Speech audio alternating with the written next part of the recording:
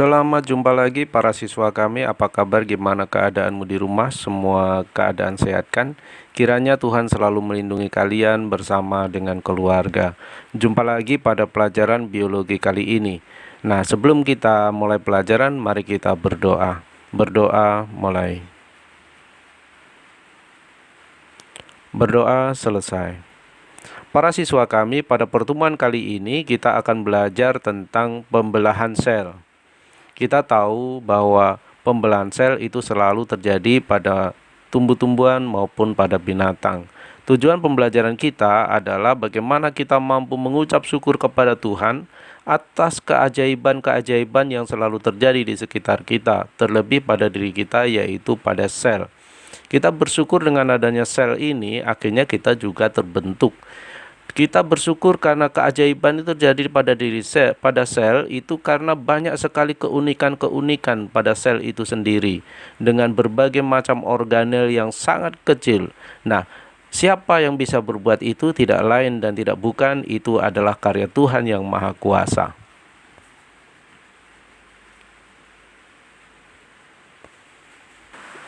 Pembelahan sel di sini sangat penting bagi kelangsungan makhluk hidup, termasuk kita sebagai manusia, ya. Nah, pembelahan sel itu ada dua, yaitu pembelahan sel secara mitosis dan juga pembelahan sel secara meiosis. Nah, untuk apa sebenarnya sel itu harus membelah? Sel membelah bagi makhluk hidup itu yang pertama dengan tujuan untuk pertumbuhan. Ya, salah satu ciri makhluk hidup adalah bertumbuh. Seperti kalian juga bertumbuh dari mulai bayi, dulu satu sel dan sekarang sudah gede ya, sudah SMA. Itu karena ada pembelahan sel. Makhluk hidup dapat tumbuh karena yang membelah sel. Sel-selnya bertambah banyak gitu. Jadi semakin besar badanmu, ya berarti selmu juga semakin banyak. Semakin banyak sel dalam makhluk hidup, maka semakin besar ukuran makhluk hidup itu. Nah, itu tujuan yang pertama. Tujuan yang kedua dari pembelahan sel adalah perbaikan. Ketika kita terluka, nah maka setelah beberapa waktu bagian tubuh kita yang luka itu akan kembali menutup seperti semula. Bagian tubuh yang mengalami luka itu pasti mengalami kerusakan jaringan. Nah, untuk perbaikan kerusakan jaringan pada bagian tubuh kita yang luka itu dengan menggunakan proses pembelahan sel. Nah, tujuan pembelahan sel yang ketiga adalah untuk reproduksi. Reproduksi atau bisa disebut juga perkembangbiakan. Nah, semua makhluk hidup pasti berkembang biak karena itu ciri-cirinya.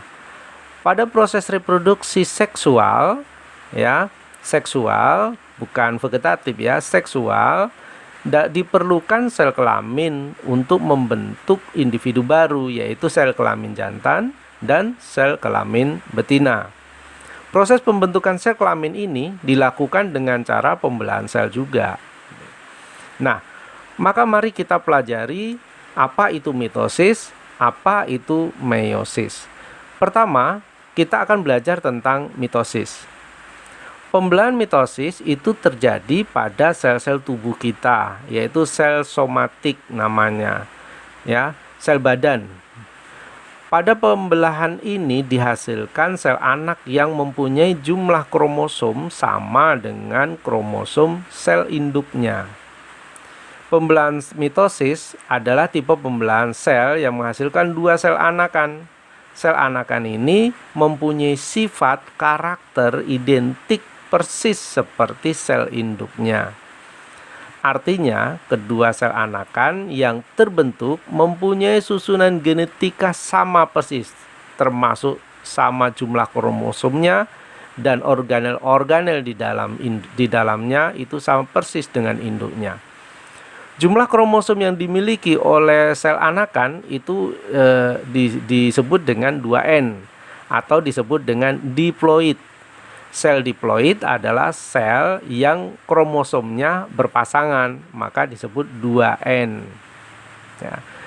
Pembelahan mitosis adalah proses yang berkesinambungan yang terdiri atas 4 fase, ya, 4 tahap. Yang pertama adalah fase profase, kemudian fase metafase, anafase, dan telofase. Pada tahap akhir pembelahan mitosis pada telofase umumnya selalu diikuti dengan pembelahan sitoplasma yang disebut dengan sitokinesis. Saat sitokinesis terbentuk cincin pembelahan yang berfungsi membagi sitoplasma sehingga terbentuk 2 sel anakan yang sama. Nah, secara persis bagaimana mitosis terjadi? Mari kita lihat tayangan berikut ini.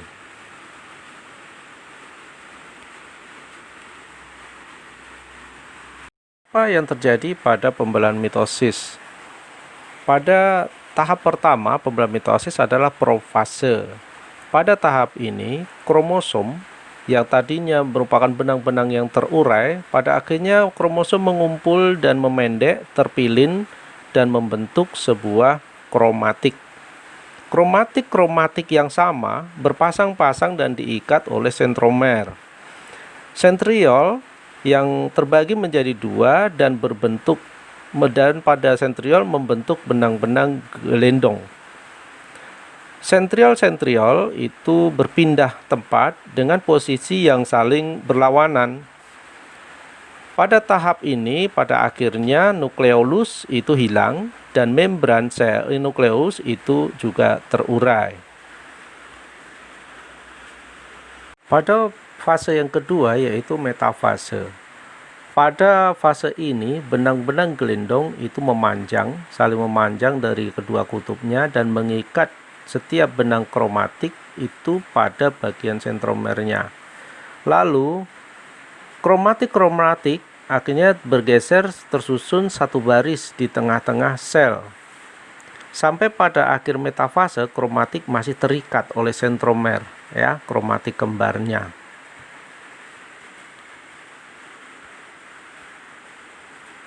Berikutnya kita masuk pada tahap yang ketiga yaitu anafase. Pada fase ini sentromer yang tadi mengikat itu terlepas, sehingga kromatik pasangan kromatik tadi yang mulanya berpasangan kini menjadi sendiri-sendiri terpisah. Benang-benang gelendong memendek yang mengakibatkan tertariknya setiap kromatik tertarik ke setiap kutub yang berlawanan. Kromatik yang tadi terpisah itu disebut dengan kromatik anak atau anak-anak kromatik. Pada akhir anafase ini setiap kutub sentriol itu memiliki kromosom yang sama. Berikutnya kita akan masuk tahap telofase, tahap terakhir dari pembelahan sel. Nah, tahap ini ditandai dengan kromatik yang tadi ditarik akhirnya sampai ke kutub-kutub, ya. Nah, kemudian benang-benang kromatik yang tadinya terpilin menjadi terurai kembali seperti semula. Ya, benangnya menjadi benang-benang halus. Nah, kemudian benang-benang gelendong itu menghilang dan membran nukleolus mulai terbentuk. Nah, kemudian nukleolus yang tadinya hilang muncul kembali di setiap bagian-bagian anakan sel, ya. Nah, pada tahap akhir dari telofase itu ditandai dengan sitokinesis. Sitokinesis merupakan pembagian sel di mana setiap sel-sel anak memperoleh organel-organel yang sama persis dengan induknya. Nah, dengan pembagian yang sama ini akhirnya memungkinkan sel untuk bisa hidup kembali seperti semula. Para siswa kami, demikianlah penjelasan tentang pembelahan mitosis. Untuk sementara cukup sekian materi kali ini. Kita akan bertemu pada materi berikutnya tentang pembelahan meiosis. Dadah.